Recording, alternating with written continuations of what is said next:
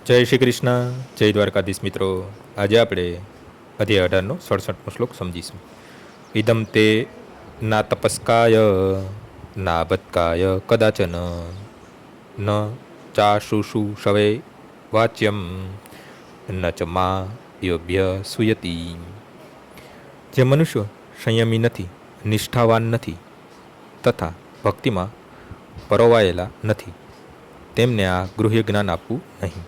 વળી મારો દ્વેષ કરનારને પણ તે આપવું નહીં.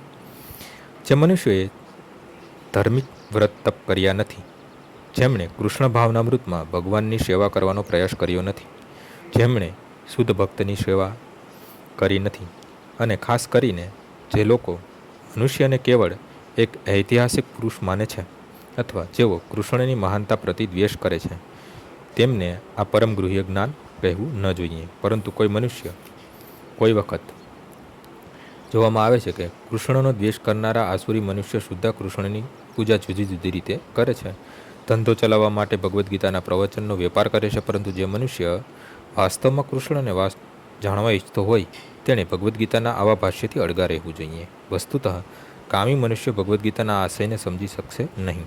જે મનુષ્ય કામી નથી હોતા, વૈદિક શાસ્ત્રોમાં નિર્દિષ્ટ નિયમોનું સુસ્પષ્ટ પાલન કરતો હોય છે, તો પણ જો તે ભક્ત ન હોય તો તે કૃષ્ણને સમજી શકશે નહીં.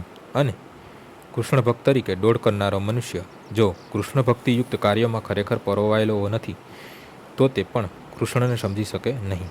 ઘણા લોકો કૃષ્ણની ઈર્ષા કરે છે, કારણ કે તેમણે ભગવદ્ ગીતામાં જણાવ્યું છે કે તેઓ પરમેશ્વર છે અને કોઈ તેમનાથી શ્રેષ્ઠ નથી કે તેમનો કોઈ સમકક્ષ નથી.